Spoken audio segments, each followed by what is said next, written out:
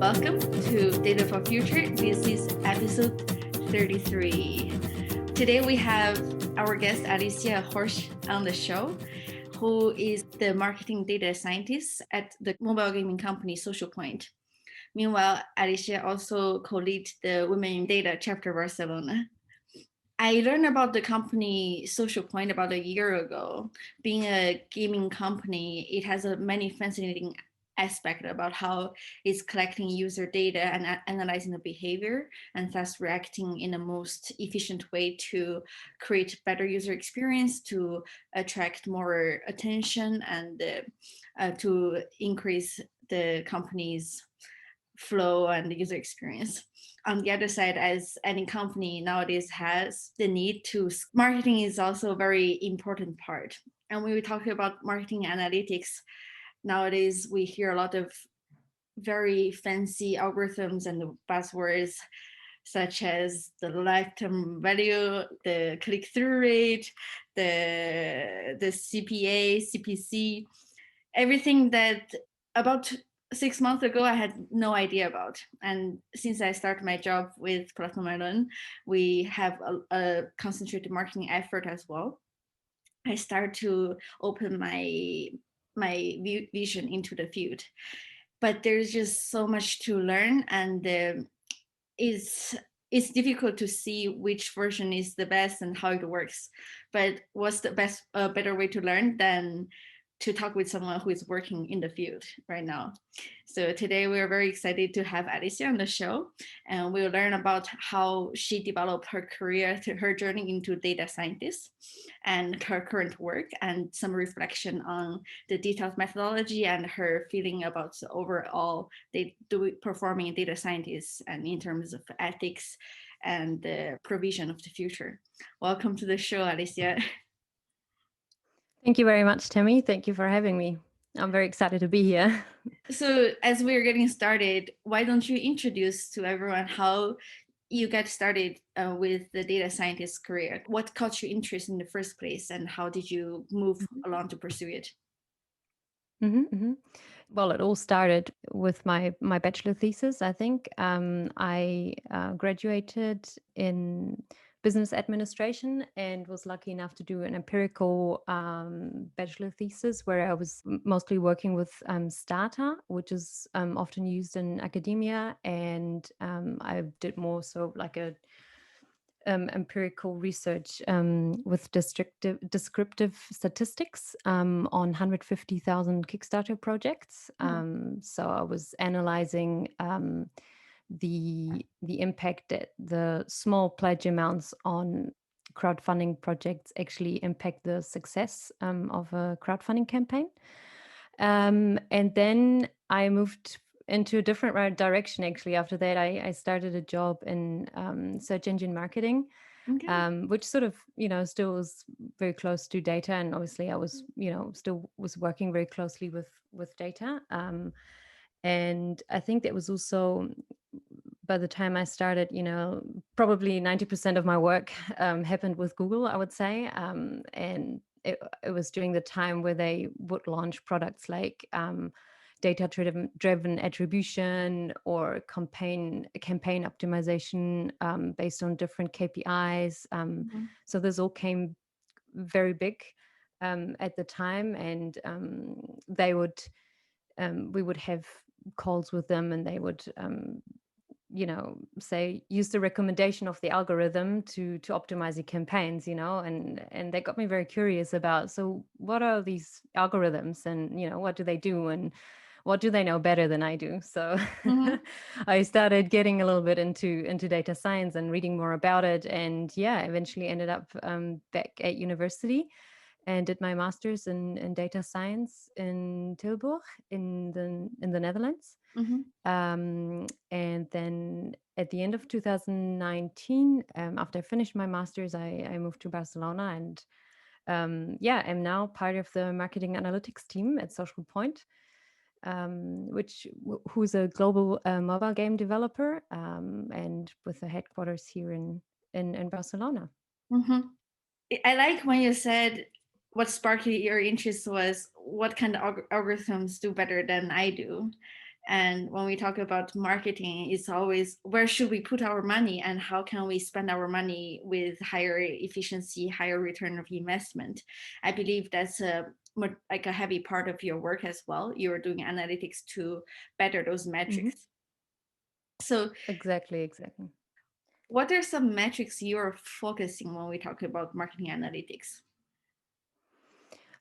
Yeah, I think you were mentioning probably the most important metrics at the very beginning. I think one of our most important KPIs is customer lifetime value. Then also, this is probably very specific to app marketing.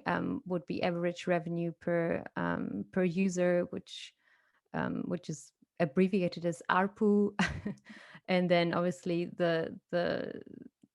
the general, like as you were saying before, click rate, conversion rate, CPI, which is the cost per install, cost per action, which is CPA. Like there's all sorts of KPIs that are that we work with, and then obviously depending on the problem that we solve, we use different KPIs.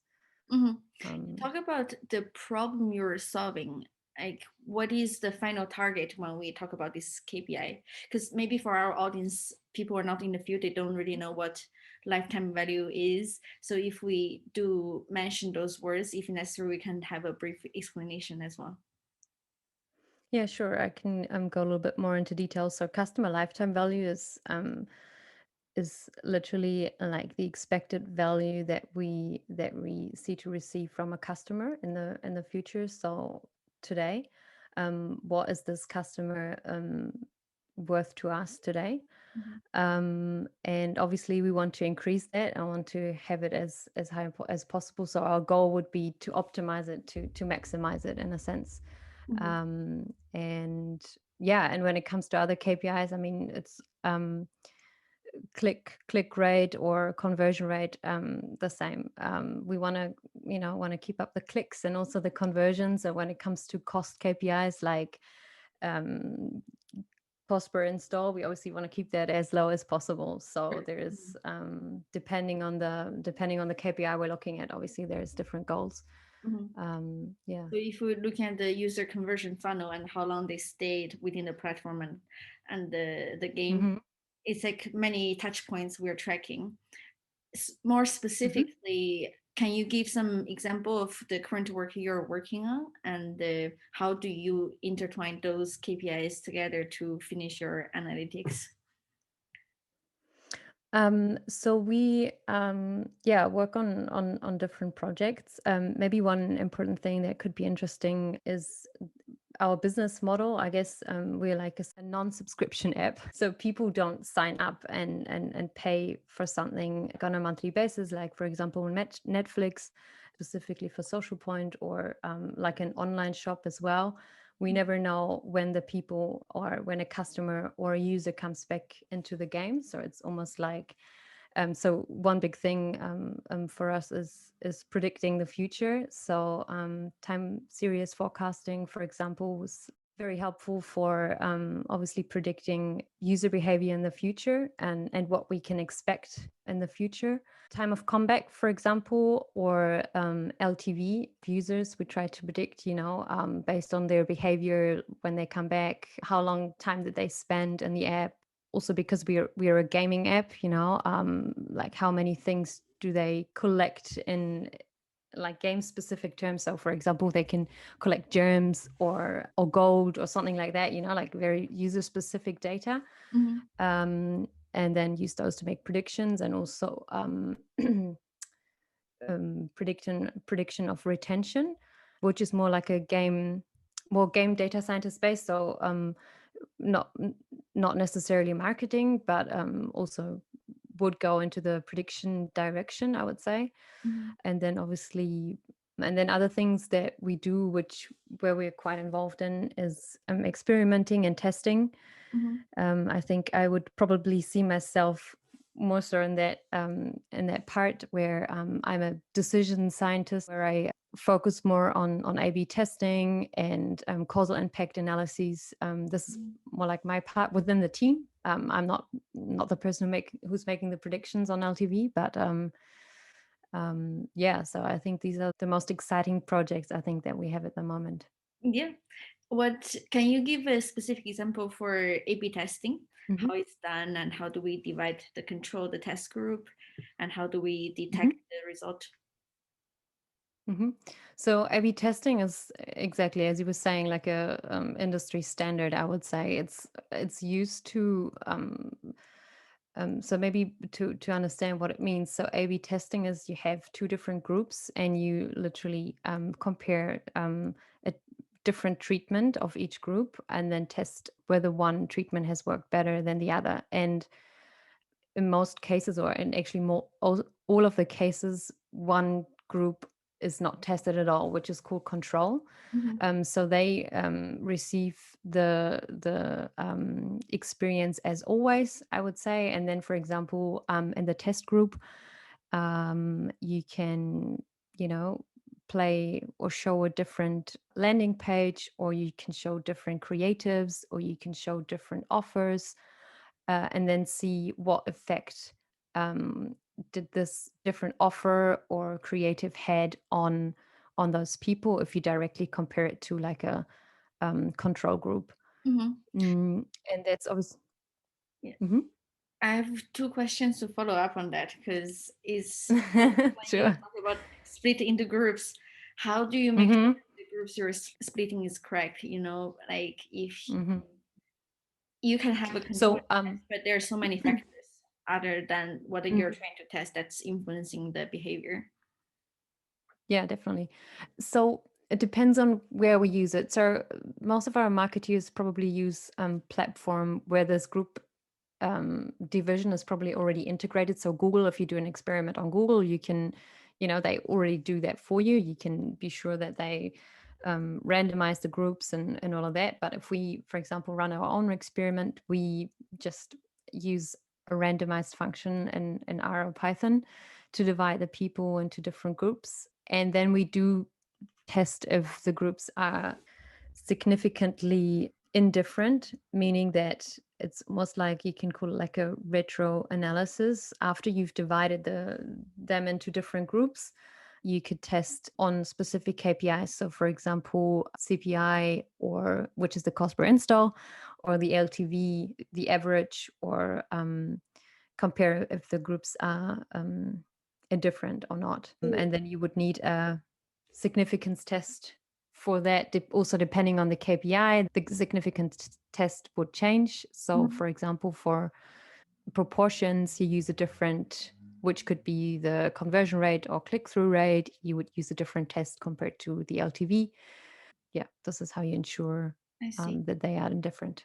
Mhm. Then I assume when you're splitting the user into group using the randomized model, you have Mhm. certain parameters such as maybe the age, gender, demographic, geolocation.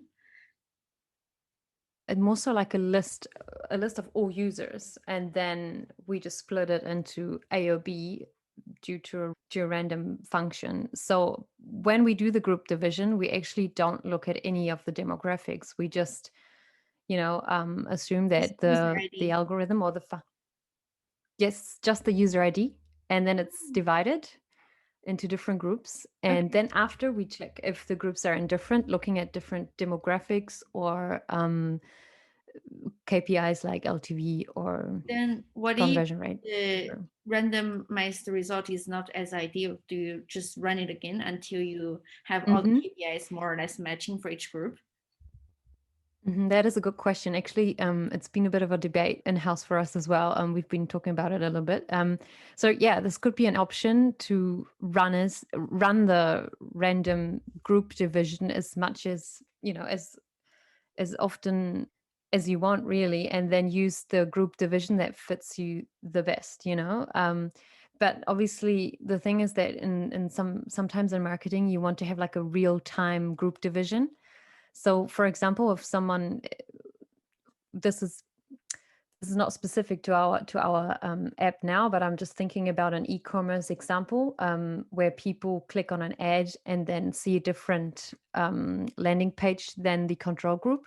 Mhm. And here the group split happens like real time. And so I think that these group divisions then are a bit more sophisticated than us using a group of users and then dividing them randomly. But if you have time and you don't need to do it real time, and you want to be sure that you have a fair test, then this could be definitely an option to run it multiple times, 100 times, 1,000 times, and then choose the group split that fits you, or that is, has the lowest probability that the groups are indifferent if you use Bayesian. So does that mean, let's say Yeah. if you split a group and then the two groups has very similar LTV, but then they have very different CPC. So would Mm-hmm. you use the two group for LTV KPI tracking and analytics, and then you choose a new group for CPC, or you would want to reach to an end result of both group have like almost similar LTV, CPC, for all the metrics? I mean, in an ideal world, you have the indifference on all KPIs, Okay. but this doesn't happen. So, especially in gaming, we have users that we call whales, or people who like very high spenders. And if you, for example, have one whale in each or the other group, then this obviously has a large effect on average values. This is why, for example, for LTV, we actually use a test that's based on the median, or a rank test actually. But it's probably better to look at just one KPI and then be happy about that KPI. And if this is the KPI you also want to optimize, so as you were saying, LTV, then this is the right one also Yeah. to make the decision on a difference on. I love when you said in the ideal world, because it's never ideal. So that brings up to No, my there are many question. surprises. So we call it data science, but as we can see in the real world, it's never behaving like what we see in a textbook in the scientific controlled environment. So how much Mhm. we trust all of these fancy algorithms and models, and Mhm. who do we serve this result and analytics into? Like how much should they rely Mhm. on them? Mhm. So I would say that data doesn't lie. So I like it when someone has an hypothesis about a specific business case, for example. So we say, well, orange is the new logo should be orange because it's the most favorite color of everyone. And I like actually proving them wrong with data, Okay. because this is so this is always my approach. Like, you always want to prove, like, this is what I mean with data doesn't lie. This is the cool thing. So even though that we sometimes, so the more sophisticated a algorithm gets, if you look at neural networks, or even maybe like a decision tree, there is like a forest rather than just a tree. It might be, the more sophisticated it gets, the harder it is to actually interpret why it came to a specific conclusion. So in some cases, I would say, yeah, we can't always describe how our algorithm got to a specific solution. But I would say, if the data tells us, that we collected in real life, or this Mhm. is very trustable, or at least I'm the one who's like, yes, Yeah, yeah. if that's what the data says, we Yeah. should go for that. I like Yeah. your answer, but don't hate me. Just to go one step further, there's cases where we are not too sure as well. Let's say you run a lot of incrementality test, and Hmm. incrementality is not like A/B testing. There is a black and white almost Hmm. contrast in the answer. So it's like, do we Hmm. have the lift of 3%, 5%, or 10%? It can easily Hmm. change by changing the definition of certain parameters and how you measure things, right? So Hmm. maybe we can go into that direction and explore more of the same question. Yeah, sure. So incrementality in research, I think, has been around for a while. Mhm. And then I think recently has gained attention because marketing before, well, a strategy, I would say, that's called last click attribution, Yes. which has given full credit to the last touch point of the acquisition journey. So what does that mean? That means that if you see a TV ad and then you go on Facebook and you see an ad of the same provider of the TV ad and you go and buy something, the full credit goes to the Facebook ad rather than TV. Mhm. And that's not very fair because obviously the TV team has spent some money and effort and creating it and all of that. So I think incrementality is maybe a more innovative or fairer way to actually account for different marketing channels.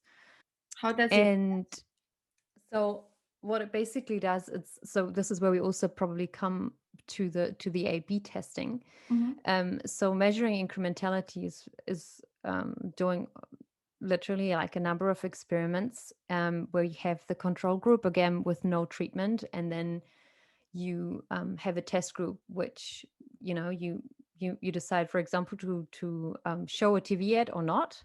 Mhm. So control doesn't receive any TV advertising and test Mhm. does. In Mhm. real life, this is a little bit hard to do because Yeah. TV, I mean, it's not very doable. Yes. But this just as an example. And then you would measure the impact TV has on, for example, conversions or revenue by comparing test and control group and the revenue of test and control group or the number of conversions. So let's talk about trackable TV maybe instead of just analog TV to Yeah. make this a bit more understandable.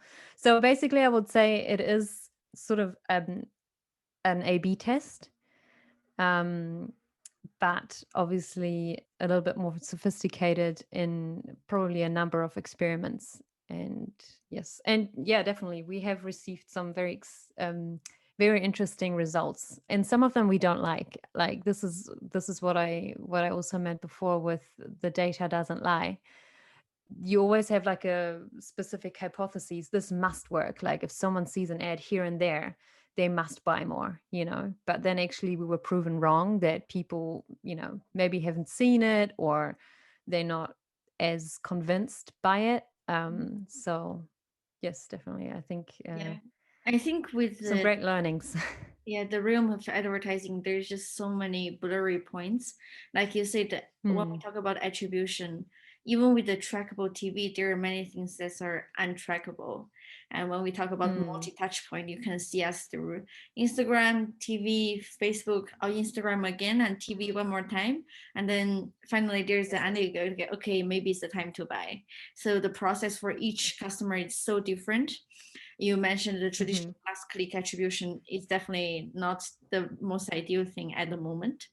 But meanwhile, Hmm. it's also a thing that when we talk about A/B testing, you cannot really separate the effect of other channels easily by just say, okay, your last click is not from TV, but maybe you see it like many, many steps ago. With that being said, Hmm. I want to ask you, if we don't have the capability of doing A/B testing to do the control test group, can we still measure the impact? And will we still be able to do the incrementality test? Hmm.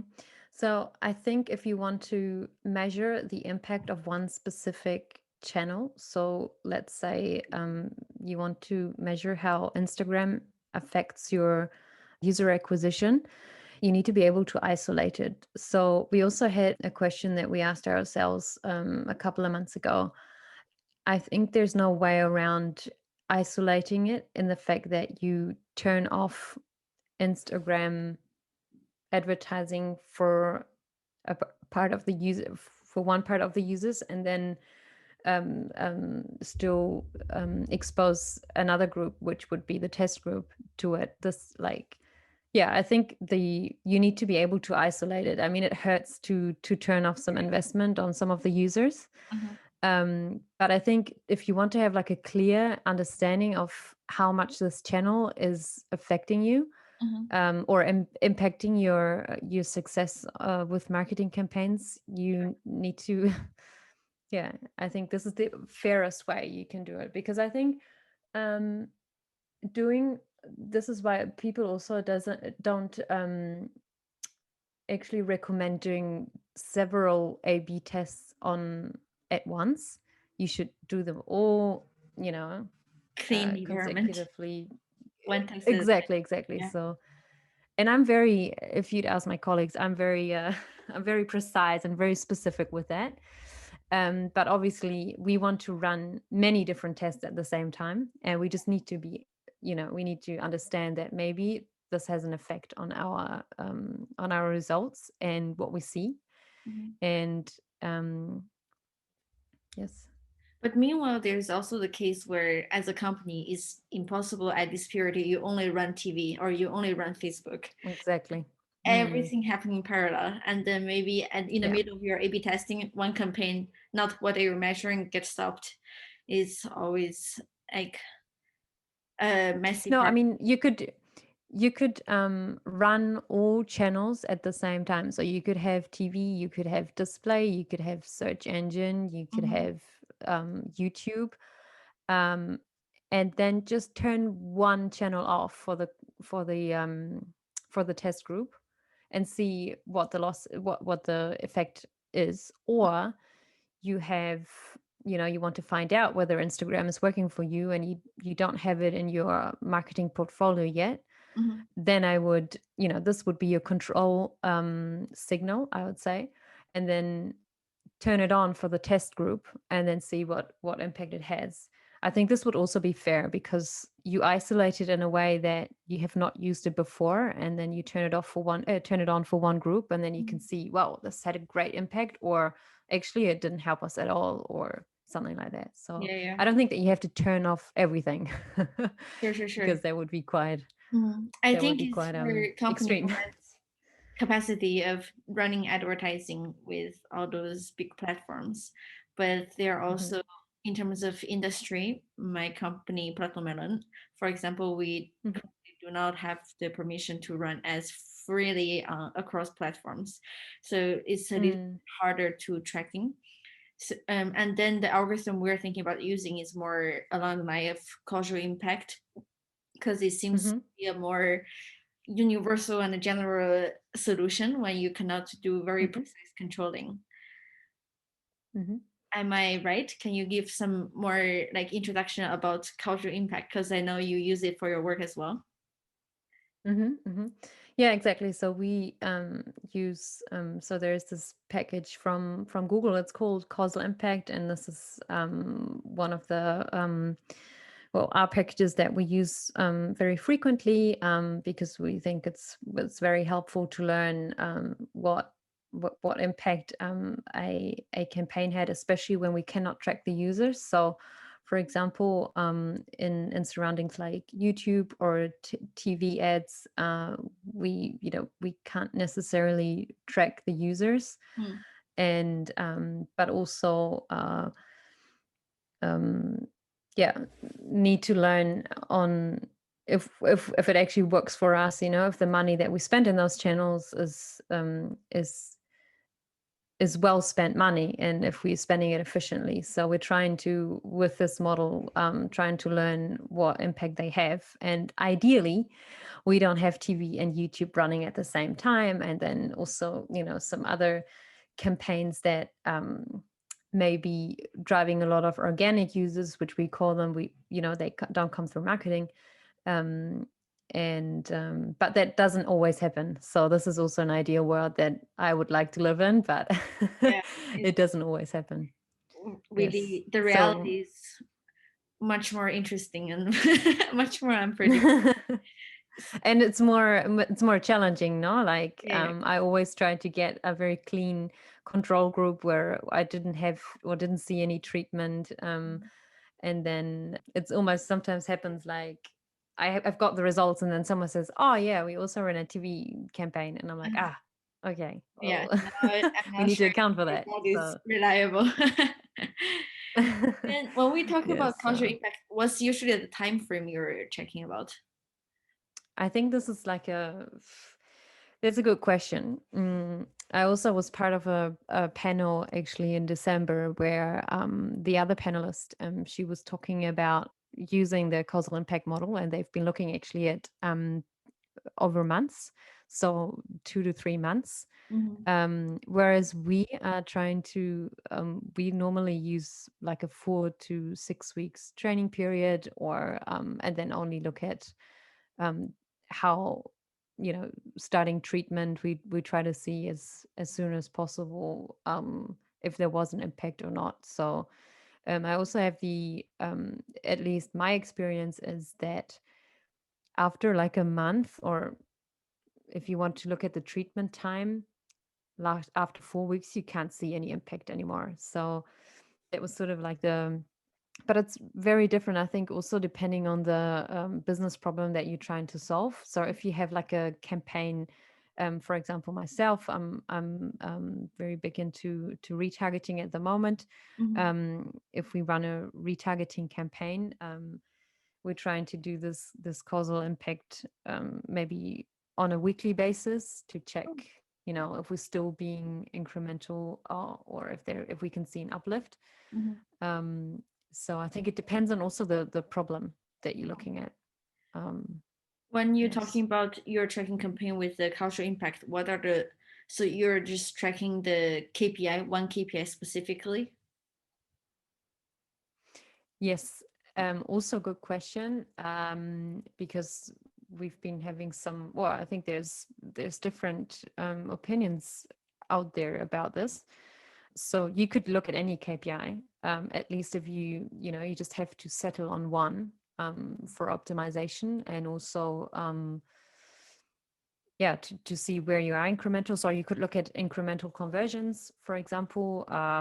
Did this treatment actually, for example, retargeting, bring me more conversions in a specific time frame? But I'm a big fan of looking at incremental revenue. So because obviously I want to be sure if we've been if we also return on what we spent, very important. So if we're being profitable, yes. So I think there's different opinions about that, depending on also what your goal is. So incremental conversions, incremental clicks could also be just just to get more user. You could be your product could be very new and you want to just get more users into your app or onto your website, and incremental clicks could be very interesting for this. Cool. Then what are some current challenges you're facing? Because we talk about a lot about the ideal world and the real world. What is your top thing that you wish they're more ideal? Yeah, so we have so because it's such a, I would say, innovative way of measuring maybe the impact on marketing. I feel like there's no single best practice in the industry yet where we can 100% rely on, I would say. So there's no one methodology. There's different methodologies out there that you can use. I could just throw in some keywords here, like intent to treat, or ghost bids, or like this won't say anything to anyone, and I think it would be going too much into detail if I would be explaining this, but I think maybe the industry is not clear about what's the best working thing, and obviously that leads to a lot of discussions for all the experts, I guess. And then also another thing, sometimes it's a bit difficult to defend. So that's one side, having a clear methodology that works for us. I found that a little bit challenging in the past. And then also convincing my direct stakeholders to that the data that we show, or the results that we show, are not lying. And sometimes it actually means that a specific treatment is not working, but they really want to believe that it is. And so I really have a hard time to sometimes convince them. And then if I show a p-value, it doesn't necessarily mean anything to them. So also maybe like a very interesting thing that I heard in the panel that I joined in December was that they had the other lady, she had a different or a similar experience, and she recommended Bayesian statistics because apparently it's much easier to sell. So rather than using the frequentist approach where you you receive a test statistics and a p-value, and the p-value is maybe a little bit more difficult to interpret, rather than getting a posterior probability where you say, well, it's, I don't know, 5% likely that A works better than B, which makes it a little bit easier for marketeers or any stakeholder, wherever you want to do your test, maybe easier to interesting to understand. But on the other hand, Bayesian is a bit more sophisticated, and maybe not everyone is used to it. So I literally just only learned about it last year, really. So I mean, I've always been exposed to the Bayes theorem, but not really applying it in R or Python or anything. So this is very it's a little bit more challenging, I think, than the frequent test approach, but it's a cool challenge, so I like it. I've never heard Yes. about the difference before, but it makes so much sense, because if you're deploying any like developed solutions and packages, the end result is always a p-value to tell you the significance, like most of the algorithm I've been using. So it is difficult to explain what is p-value, especially to stakeholders who are not really speaking the statistical language, and Exactly. especially you're delivering news that they don't want to believe. When when your solution confirms what they're expecting, everything is going perfect. When we can test that, okay, our default thought, our expectations are not exactly correct, and very real cases. I mean, it also sort of touches the point of, marketing ethics, where I think that IDFA, the IDFA, just to get all the listeners on board, is like pretty much the device ID of an Apple device, and it currently, under the current circumstances, is by default shared with any app or website you go on with your device, which obviously makes it very easy for marketeers or companies to actually track user-based data. And then I think, so from a marketing perspective, what's going to happen? Apple, I think last year, announced that with the iOS 14 update, they're gonna change the default setting so that the device ID is shared with everyone. They're gonna actually turn it into opt-in, which means the user or the device owner is actually asked with a reasonably aggressive question, I guess. Do you want your data to be shared with everyone, or you don't? So this is why I say aggressive. So Yeah. So from a user perspective, I want to start like this. I really like this approach, even though I'm a marketeer. It's a bit difficult to defend it, but obviously, if I talk from my personal perspective and me being a consumer and user, I like that, the powerful companies actually give some thoughts about privacy and respect, personal data. Yeah.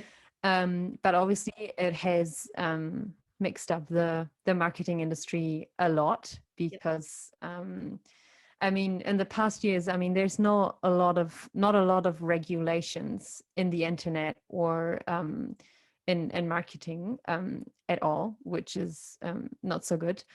And then, with GDPR coming in 2018, I think we have reached, which has been a big step, because obviously we're asking the ethical question on, can we just share personal data with third parties and all of that. So it sort of goes into the right direction, with Apple making a move and actually giving the consumer or user the choice of, do you want to see, are you happy with us to share your data, and all of that. So it gives the consumer the decision, which is how it should be, no? Yes. So for the marketing, it means going from a land of milk and honey, though, to a land of, okay, how are we gonna target the right people? How can we, find the people who would be interested into our product? So, Yeah. because there's also one thing and one argument that I like probably a bit from the marketing perspective is the advertising is not going to be less. Like the advertising is going to be the same amount. Like there will be display ads everywhere, there will be pop-ups everywhere and all of that, it's just probably with not sharing your device ID anymore, it won't be as personalized. And obviously that means that marketeers won't be as efficient as as before in getting users and the right users, and also maybe the people who are interested in their product. So yeah, it's a very interesting challenge. And also obviously for my personal project, which is retargeting, which is completely based on targeting device IDs that have been in our app or in our game before, makes it very, very difficult. But it's also very cool and challenging to obviously work on solutions that will keep these projects running in the future. Yeah, it's a very fascinating topic when we talk about data ethics, because we're tapping into a world where the development and advancement is so much faster than the regulation could catch up. And because it's such an uncontrolled land, people are really, especially the big firms, I believe they are taking advantage of this opportunity and seek their growth. And I just don't see a near future where the policy can really catch up and control them. So it's very important that we bring the awareness to consumers, and us as consumers, we develop that awareness. I'm currently reading the book Surveillance Capitalism.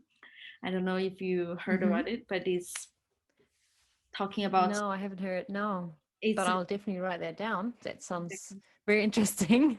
I recommend any data professionals or general audience to look into the book. It's a bit longer and a little bit drier, but it really goes into detail how the tech giants are really extracting all the behavioral surplus from our usage, from any daily activity we do.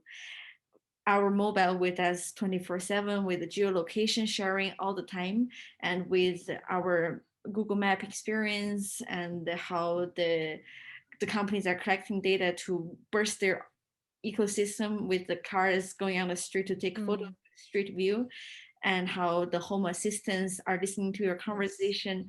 They enjoy emerge into the space where no one cares about sharing their privacy. You're in your house, you talk about anything you want, but all this information are listened, thought properly, and then they are used to retarget to you back for marketing purpose at this moment, most likely. And it really rings the alarm in the back of your head, like when we are enjoying all this technology advancement, what does it really means to us if it keeps accumulating? And it's fascinating. And as a marketer, especially, I believe the ethics here is very, there is a dilemma, because for us, we want to profit, we want people's attention, we want to target as more accurate as possible, but we need to do that with accessing to as much detail from people as possible. But do people really want to share it, and is it ethical to take advantage of those? But I believe nowadays, as users are more aware and become more educated, there's also this one thing called as overexposure.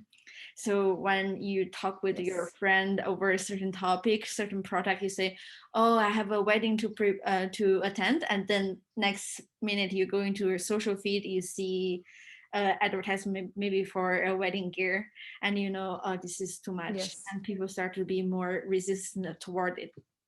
So I think here we need to find a good playground to set the boundary. Exactly. Like there needs to be, I think also that marketing, or anyone who works in marketing, is sort of responsible of using the user data that they have available respectfully. And I probably believe, with GDPR, for example, in place, in other laws, in other countries, for example, this is mostly set and most companies probably stick to the rules. But I totally agree that we need to find a good balance, that we don't use it to but I feel like it's going towards a direction where the consumer or user is also more whole responsible. Mm-hmm. So giving them actually the option to choose.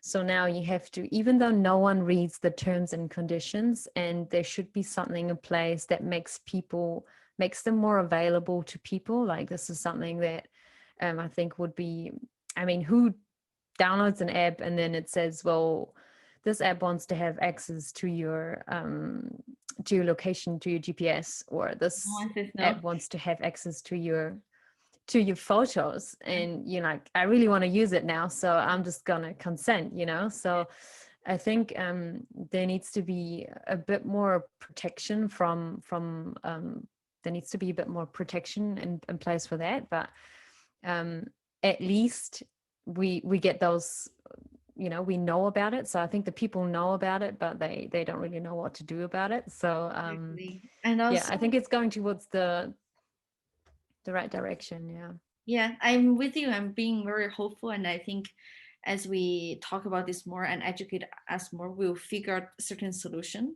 But the thing I see here is we're just not aware of the scale and the implication behind it. Now we know, okay, when we sign up the app, once a day at the most, we can see, okay, we need to agree to the terms and condition.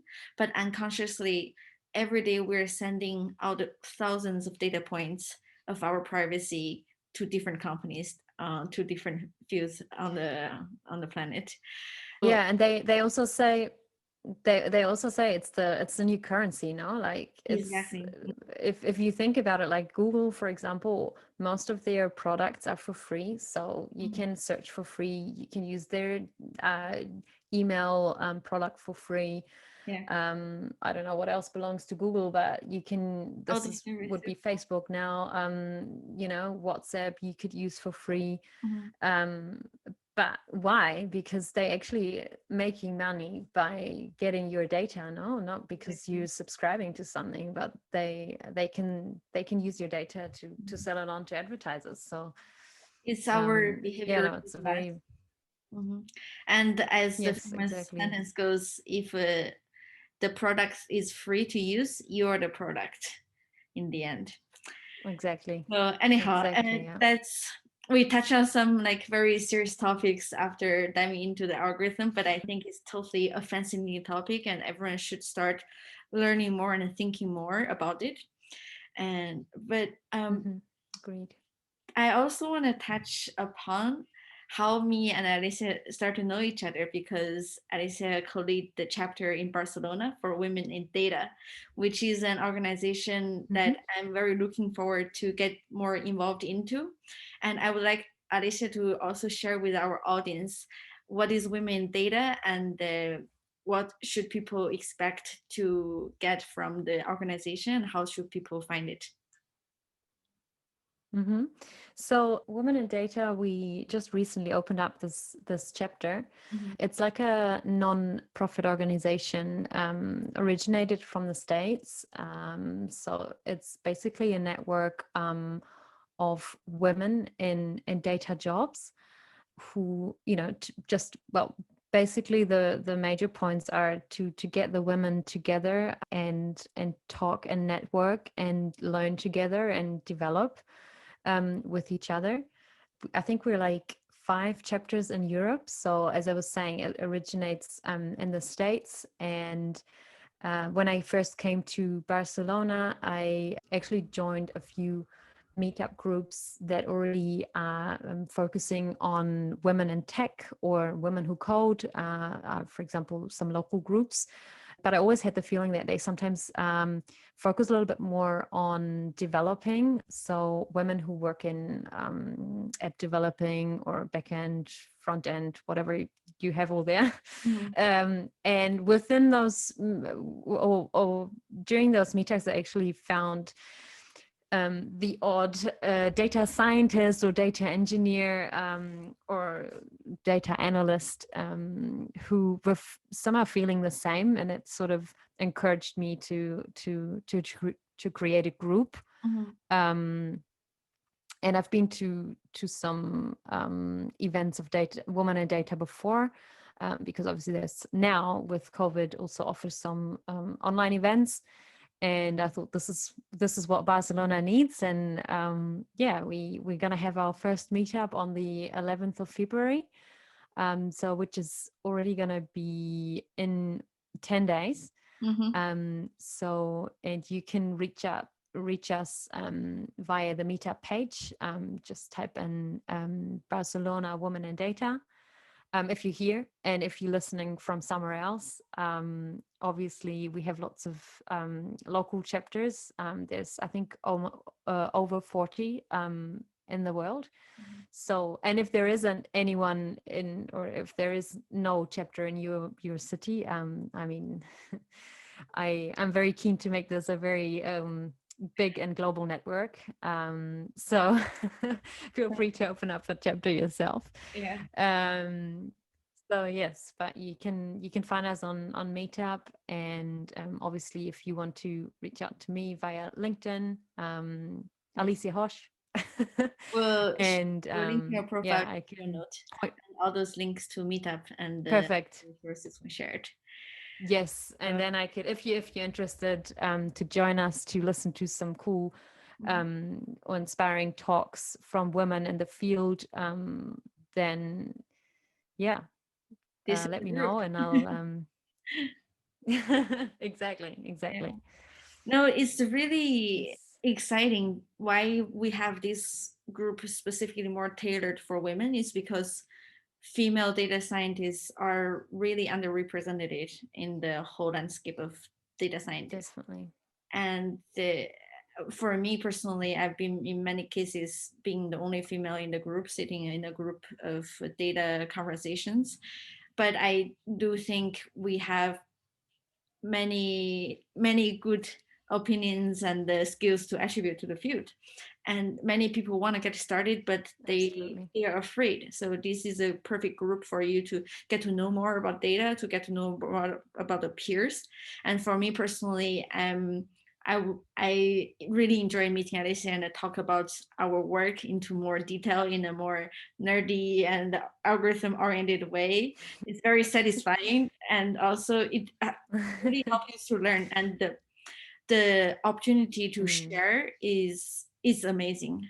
And personally, I'm also seeking mentorship in the space. So this whole network, I'm very looking forward to be more involved in it as well. So for our listeners, if you're interested, exactly, we'll see you at the meetup soon. Yes, hopefully. Is there anything else you would like to add, Alicia? I really also, I have to say, I really enjoyed this this cool talk. I think also it has given me, some further topics to think about more, and I really enjoyed this. So thank you very much.